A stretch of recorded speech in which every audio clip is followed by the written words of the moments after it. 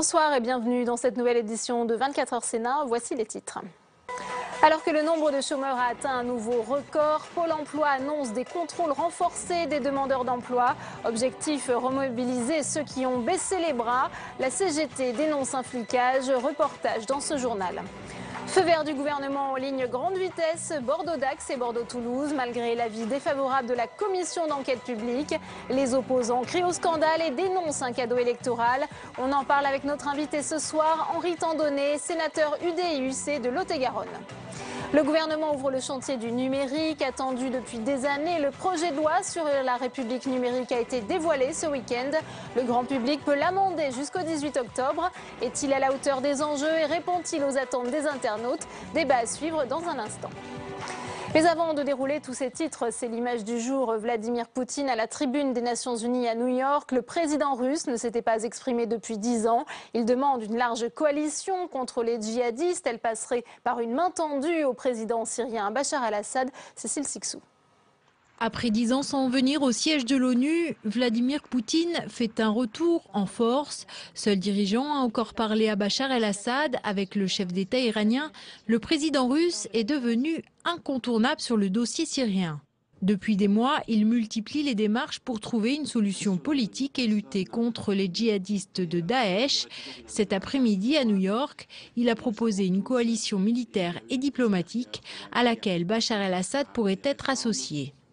Nous pensons que c'est une grave erreur que de refuser de coopérer avec les autorités et l'armée gouvernementale syrienne, alors qu'ils font preuve de beaucoup de courage en affrontant la terreur.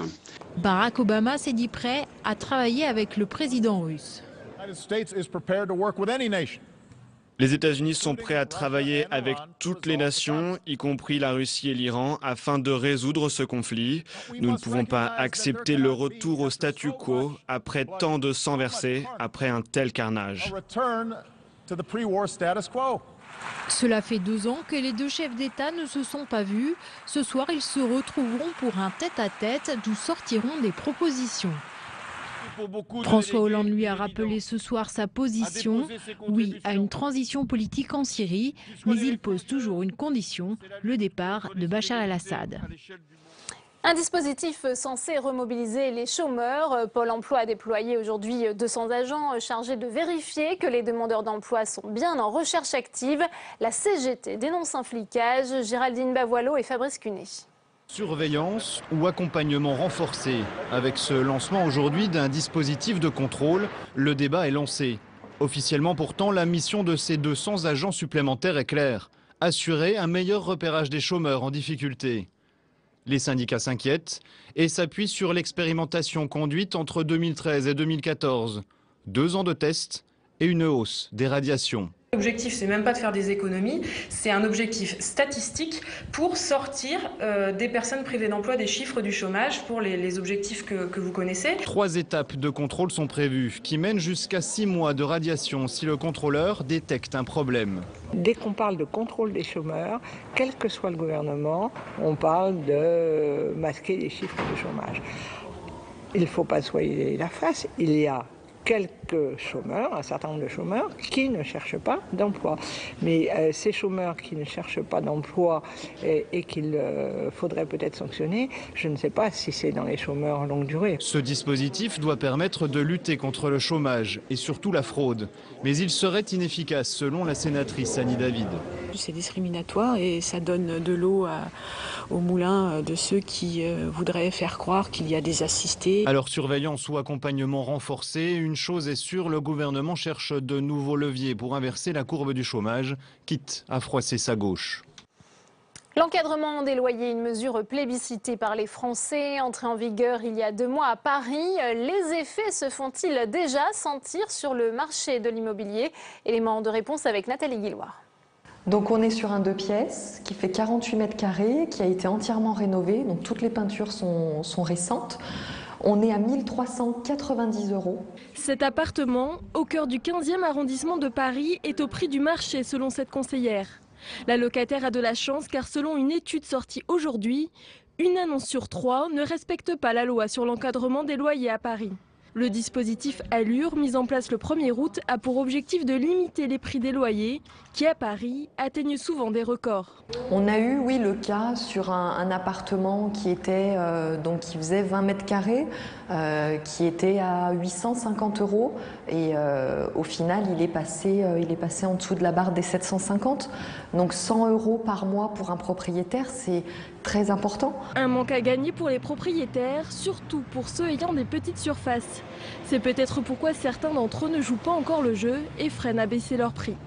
Pour la présidente de l'ADIL, l'agence départementale d'information sur le logement, il est encore trop tôt pour évaluer cette politique. La loi est applicable depuis le 1er août. Il faut déjà un temps d'information et d'appropriation de la part des locataires et des propriétaires. Et ce n'est que depuis 15 jours véritablement qu'on commence à avoir des questions sur les recours. Mais pour autant, il n'y a pas encore eu de recours qui ait été déposé devant la commission départementale de conciliation. Si 30% des loyers dans la capitale dépassent encore aujourd'hui le plafond fixé par la loi, ils étaient 46% avant l'application de cette réforme.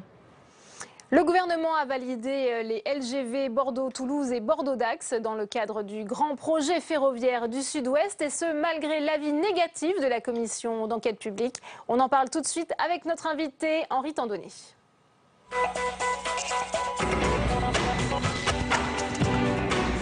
Henri Tandonnet, bonsoir. Vous êtes sénateur UDI-UC de Lot-et-Garonne. Merci d'être avec nous. Plusieurs élus d'Aquitaine ont affiché leur satisfaction après l'annonce surprise de ce gouvernement de poursuivre la réalisation des LGV. Quelle est, votre réaction ? Un sentiment de satisfaction aussi, puisque c'est un projet de longue date qui est mûri sur le territoire et puis qui va desservir le Grand Sud-Ouest qui attend cette ligne LGV qui s'est arrêtée jusqu'à maintenant à Bordeaux et qui se poursuivra jusqu'à Toulouse. Oui, mais on sait que le gouvernement n'a pas tenu compte finalement de l'avis défavorable de la commission d'enquête publique. Ça, c'est surprenant.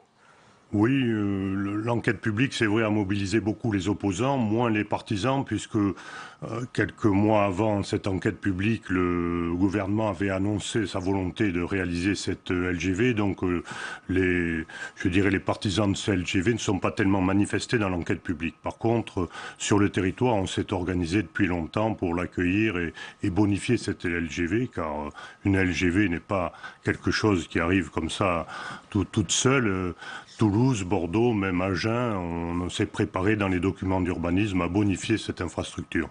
Oui, qu'est-ce que ça va apporter concrètement sur votre territoire, sur votre département, cette LGV, Henri Tandonnet ? Chez nous, c'est un désenclavement. Hein. Ce schéma des LGV, c'est un schéma européen qui doit joindre les métropoles. Mais bon, sur notre territoire, on s'est beaucoup préparé pour que les territoires intermédiaires soient aussi desservis. Et c'est que ainsi, entre Bordeaux et Toulouse, 2 gares régionales seront desservies, Agen et Montauban. Et donc on se prépare donc à ce que cette gare ait la plus grande clientèle possible en favorisant son accès, le stationnement et les liaisons avec la ville et le tissu économique. Oui, mais est-ce qu'on peut s'attendre à des recours ? On sait qu'il y a une certaine résistance qui s'était manifestée, notamment dans votre département du Lot-et-Garonne. Bien sûr, on s'attend à ces recours. Mais bon, les recours sont légitimes, mais je crois que ça serait dommage de s'arrêter à mi-chemin. Le LGV Paris-Tours-Bordeaux a sa continuité légitime vers Toulouse, où il y a un bassin de population important. Il faut savoir que le bassin de population de Bordeaux et de Toulouse est 2 fois celui de Marseille et d'Aix. Donc il y a vraiment un besoin dans notre région d'avoir une infrastructure performante. Oui, mais est-ce qu'on peut s'attendre à ce que de nouvelles ZAD, ces zones à défendre, voient le jour ? On sait que dans la région d'Agen, il y avait des opposants à la LGV qui avaient commencé la contestation. Effectivement, il y a des zadistes, mais ils sont très peu nombreux, ils font beaucoup de bruit, ils utilisent les médias pour se manifester. Mais lorsqu'on regarde les consultations démocratiques, les partisans de la LGV sont élus sans problème.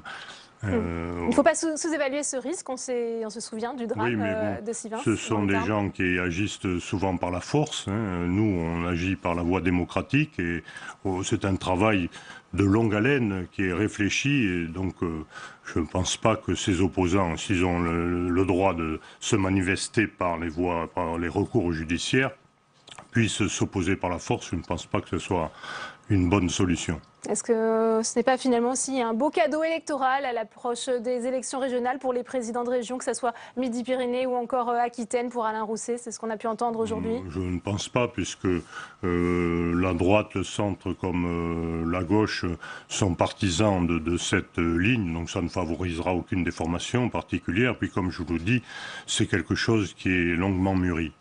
Eh bien, merci beaucoup Henri Tandonnet d'avoir été notre invité sur ce plateau ce soir. Manuel Valls débloque 100 millions d'euros supplémentaires pour l'enseignement supérieur et la recherche. Le Premier ministre était à Avignon à l'occasion de la rentrée universitaire. L'État entend consacrer un effort exceptionnel de 100 millions d'euros supplémentaires dans le budget 2016, notamment pour faire face au nombre croissant d'étudiants. Claude Guéant devant la justice, soupçonné d'avoir détourné des primes destinées aux policiers de terrain. L'ancien ministre de l'Intérieur est jugé à partir d'aujourd'hui devant le tribunal correctionnel de Paris pour complicité de détournement de fonds publics et recel. Et on ouvre à présent notre page consacrée à l'actualité du Sénat. L'examen du projet de loi de modernisation du système de santé se poursuit. Dans ce texte figure le droit à l'oubli pour les anciens malades du cancer. Jusqu'à présent, les patients guéris étaient obligés de mentionner leur maladie pour obtenir un prêt ou encore négocier leurs conditions d'assurance. Voyez ce témoignage recueilli aujourd'hui par Pauline Dame. Bonjour, ici le coin cuisine. Si Juliette est fière de nous montrer son appartement, c'est qu'elle a dû batailler plus que quiconque pour l'obtenir. Atteinte d'un cancer de l'utérus à seulement 22 ans, 5 ans plus tard, elle est aujourd'hui guérie, mais son passé continue de la rattraper, jusque dans ses demandes de prêt. Donc cette pochette bleue, c'était uniquement la pochette pour les assurances. Une assurance de prêt bancaire qu'elle a réussi à obtenir, mais à quelles conditions? Les démarches étaient donc beaucoup plus longues que prévu. Habituellement, c'est plutôt sur 1 mois et demi. Les nôtres ont duré pas loin de 6 mois. Nous avons été contraints d'accepter une assurance qui me fait finalement payer 182,72 € par mois, ce qui revient à peu près à ce que paye mon mari par an. Un sentiment de stigmatisation qui lui gâche son quotidien. On s'est déjà battu une première fois et là on nous redemande de nous battre et de... Oui, on est fliqué. On est fliqué pour des choses qui a priori ne sont censées ne concerner que notre vie de famille, notre vie de couple. Et c'est un sentiment, oui, d'injustice et de fatigue. Le droit à l'oubli prévoit que toute personne guérie d'un cancer n'aura plus besoin de déclarer cette maladie passé un certain nombre d'années. Pour les enfants diagnostiqués jusqu'à 15 ans, ce droit à l'oubli va être mis en place. Mais pour les adultes, il va falloir attendre 15 ans. C'est énorme. Si j'avais dû, moi, attendre 15 ans pour pouvoir acheter mon premier bien immobilier, j'aurais dû remettre en cause mon projet de vie.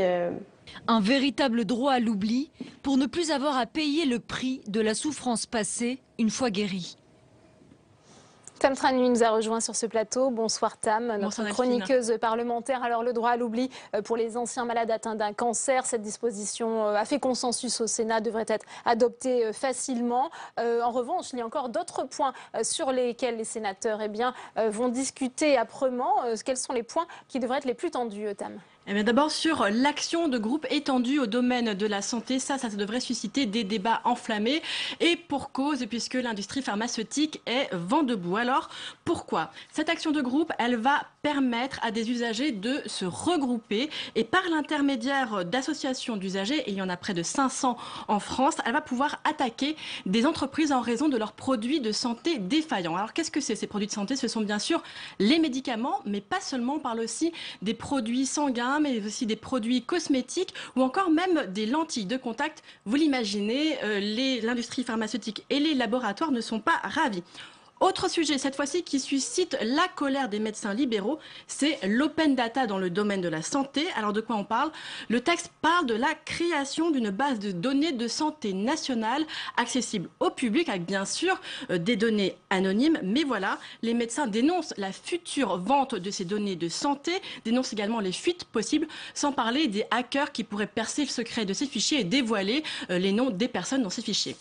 Une autre mesure qui fait parler d'elle cette fois, Tam, c'est le don d'organes sans consentement. Où en est-on dans cette disposition? Alors cette mesure, elle avait été introduite lors de la lecture à l'Assemblée nationale au printemps dernier par les députés Jean-Louis Touraine et Michel Delaunay.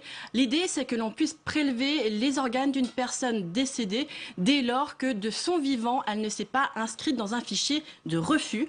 Au Sénat, la mesure a été supprimée en commission et elle ne sera pas réintroduite par le gouvernement. Il faut dire qu'elle concentre les critiques de l'ordre des médecins qui, d'une part, préfèrent que l'on crée un fichier de donneurs, également qui voilà la remise en cause du dialogue avec les familles dans des circonstances qui peuvent être très douloureuses. Merci beaucoup Tam pour toutes ces précisions. 24 heures Sénat, tout de suite le débat.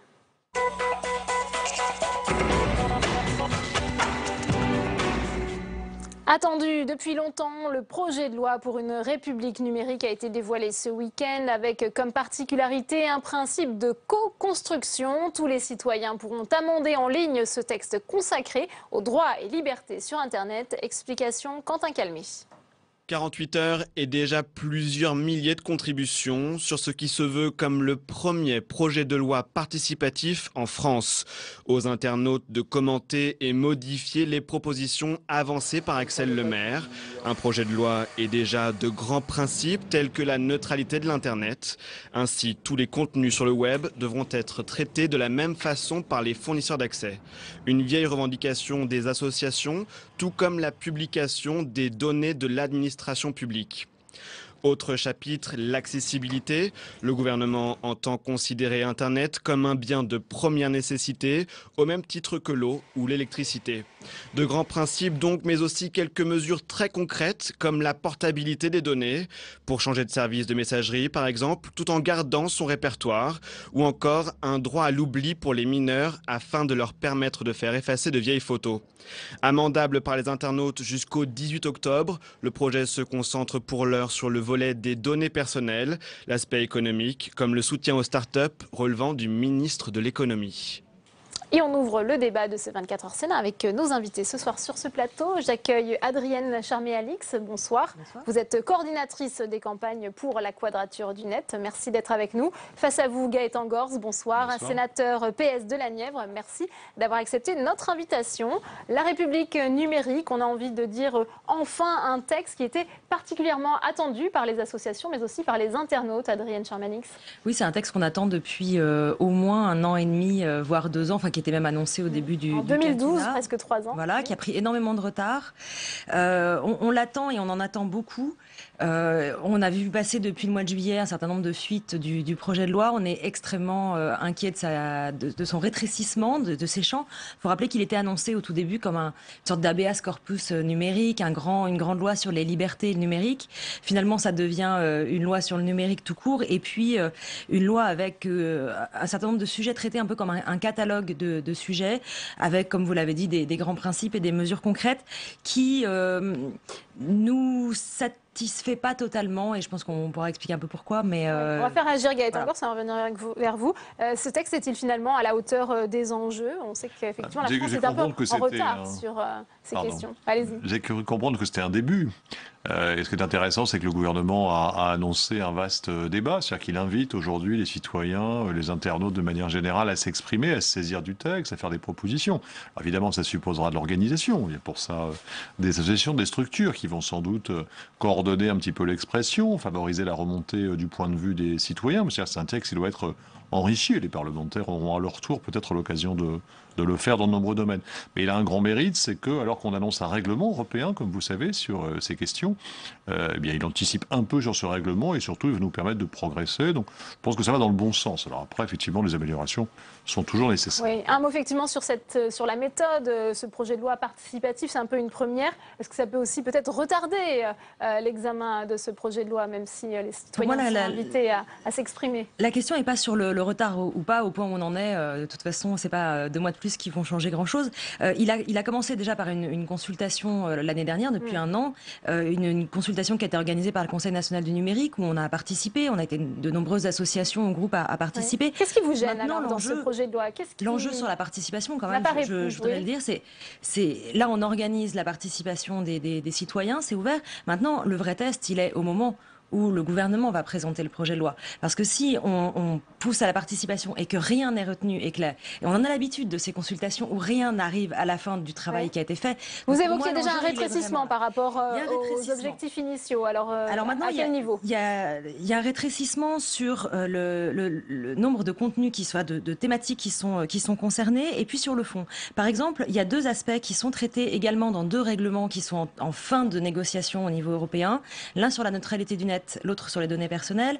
Sur la neutralité du net, on espérait du gouvernement et d'Axel Le Maire qu'elle aille un peu plus loin que ce que faisait l'Europe. Là, on est quasiment en fin de négociation. Il va plus y avoir beaucoup de changements à Bruxelles. Et c'est une neutralité du net très molle qui va arriver au niveau européen. Donc nous, on aurait voulu que Axel Le Maire muscle les pouvoirs notamment de l'ARCEP pour le contrôle et les sanctions contre les opérateurs qui ne respecteraient pas la neutralité du net. Sur les données personnelles, c'est pareil. Finalement, ça se contente de dire on appliquera le règlement européen. Ça ne va pas vraiment plus loin sur les données personnelles en elles-mêmes. Il y a d'autres sujets plus intéressants. Votre réaction sur ces 2 points soulevés par Adrienne Charmé-Alix sur la neutralité du net, ce traitement égal finalement non discriminatoire du trafic. Est-ce qu'on peut y arriver? Déjà, le réaffirmer est important parce que cette neutralité du net, elle est contestée. Elle est contestée par un certain nombre d'acteurs, d'opérateurs. Elle est très fortement contestée aux États-Unis, où effectivement, à un moment donné, même elle a été. Aux États-Unis. Oui, enfin, je veux dire, à un moment donné, on a même cru qu'elle avait perdu la bataille. Bon, aujourd'hui, il y a une reprise en main. Alors, comment la France peut réussir là où les États-Unis semblent avoir échoué? Je pense qu'on a pris un peu d'avance, d'une certaine manière, je veux dire historiquement. C'est-à-dire que la France s'est préoccupée depuis très longtemps du droit numérique. Elle s'est préoccupée depuis très longtemps du droit des données, du droit des personnes.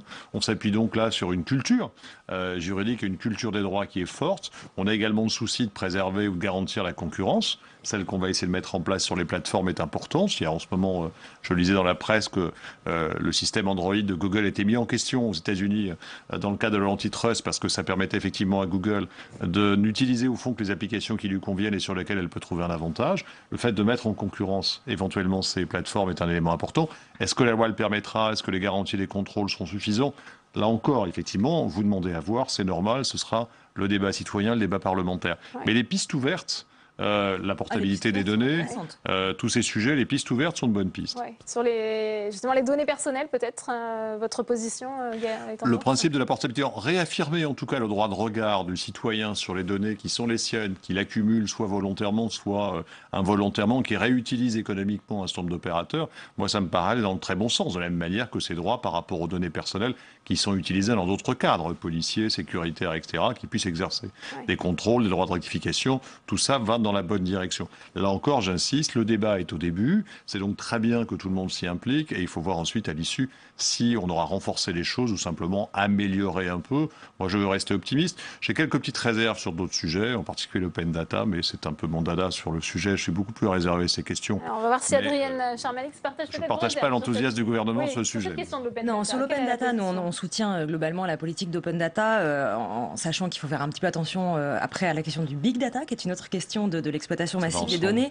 Mais sur l'open data, on est plutôt favorable à ce qu'il y a dans le texte, sachant que là encore, il est en balance avec un autre texte qui va arriver à l'Assemblée la semaine prochaine et qui est une transposition d'une directive européenne. Donc on se retrouve avec des sujets qui collent parfois à d'autres projets de loi. Sur la question des communs, par exemple, qui est un des points importants du texte, on est pour le coup extrêmement déçus de voir disparaître de ce texte tout ce qui est la mise en commun informationnel, du commun volontaire, c'est-à-dire des citoyens, des créateurs qui veulent volontairement mettre leur production, leurs œuvres dans les biens communs.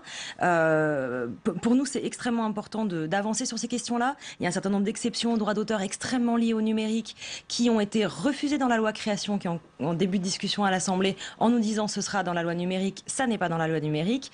Donc il y a un jeu comme ça de passe-passe entre les règlements européens, les transpositions de directives, la loi création, la loi Walter sur la transposition de directives. Il y a vraiment un travail d'équilibre à avoir là-dessus. Peut-être la réponse. Alors déjà, il faut avoir en tête le paysage juridique et politique dans lequel on s'installe. C'est vrai que l'Union européenne s'est saisie de ces questions depuis longtemps. La France, d'ailleurs, a joué un rôle actif à travers la CNIL dans les négociations sur les règlements qui ont été évoqués, qu'il s'agisse effectivement de données personnelles ou des autres aspects qu'on a abordés.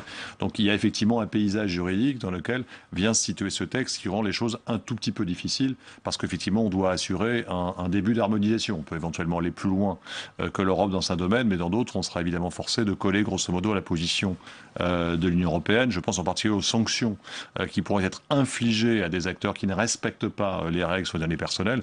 Aujourd'hui, la CNIL, par exemple, ne peut sanctionner Google que de manière extrêmement modeste. Demain, si c'est les dispositions du règlement, on pourra infliger à Google des choses qui porteront en pourcentage son chiffre d'affaires, qui seront significatives. Sur l'open data, moi j'ai une réserve simplement, c'est qu'il y a une forme quand même de mystification dans cette affaire de l'open data. C'est-à-dire qu'on nous explique que selon la transparence, que l'ensemble des données recueillies par les administrations, à l'exception des données personnelles, sur lesquelles il faut d'ailleurs toujours faire très attention, c'est pour des raisons de transparence démocratique qu'on met toutes ces données en disposition. En réalité, il s'agit de fournir l'économie en données qui ont été recueillies par l'administration. Pas uniquement. Mais je pense qu'il y a quand même... Je crois qu'il faut aborder ce sujet avec beaucoup moins d'enthousiasme. Et si le gouvernement peut-être a cette difficulté, comme vous le dites, à aller plus loin dans un domaine, dans le domaine des communs, dans la prise en compte d'initiatives, c'est sans doute parce qu'il n'a pas encore vraiment choisi. Et je crains qu'il n'aille pas forcément dans la bonne direction de ce point de vue. Il n'a pas encore vraiment choisi entre les deux logiques dans lesquelles on est dans ce domaine, soit la logique initiale de ce qu'était Internet, c'est-à-dire au fond mettre à disposition des gens pour des usages qui sont des usages liés à l'initiative privée, citoyenne, etc. Toute une série d'éléments, ou à l'inverse, une logique économique avec de gros opérateurs qui ont des monopoles et qui profitent de ces monopoles pour exercer une pression. Je suis pas sûr qu'on ait choisi, et si on choisit avec l'open data, j'ai peur que ce soit plutôt dans cette direction que dans l'autre. Alors, sur cette question de l'accès aux données publiques... Nous, on est effectivement extrêmement attachés à la question de la transparence et de l'accès citoyen aux données fournies produites par les administrations, avec une position assez différente de la vôtre, en disant que, certes, ça peut nourrir des acteurs économiques, et là, il faut probablement poser des bornes sur la manière dont c'est réutilisé, avec toutes les questions d'anonymisation, toutes les questions de format, etc. Mais c'est pas pour autant que ça doit empêcher l'ouverture pour les citoyens. Et l'approche que nous soutenons, c'est une ouverture pour les citoyens à la demande des citoyens d'abord. Eh bien, merci à tous les deux. Est-ce que vous allez peut-être amender ce texte? On sait que c'est possible jusqu'au 18 octobre. Sur un point précis, j'ai fait voter par le Sénat une proposition de loi à l'unanimité qui interdisait l'usage de la biométrie en dehors des motifs de sécurité. Le ministre avait promis, la ministre avait promis qu'on retrouverait cette disposition dans son projet de loi. Pour l'instant, il n'y est pas. Donc pour le moins, j'interviendrai sur ce sujet. Certainement en séance. Et vous, nous, on va proposer un certain nombre d'améliorations. On va inviter les internautes, les citoyens à les soutenir massivement et en espérant que le gouvernement tiendra sa parole d'écouter les citoyens sur cette question-là.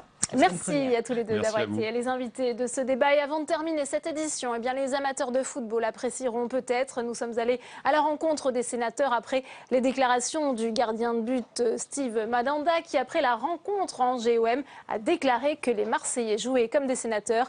Leur avis au micro d'Alexandre Darmon. Ça fait 2 matchs, on joue comme des sénateurs, tranquille, et puis on n'avance pas. Ah bah alors là, c'est une comparaison complètement rétrograde.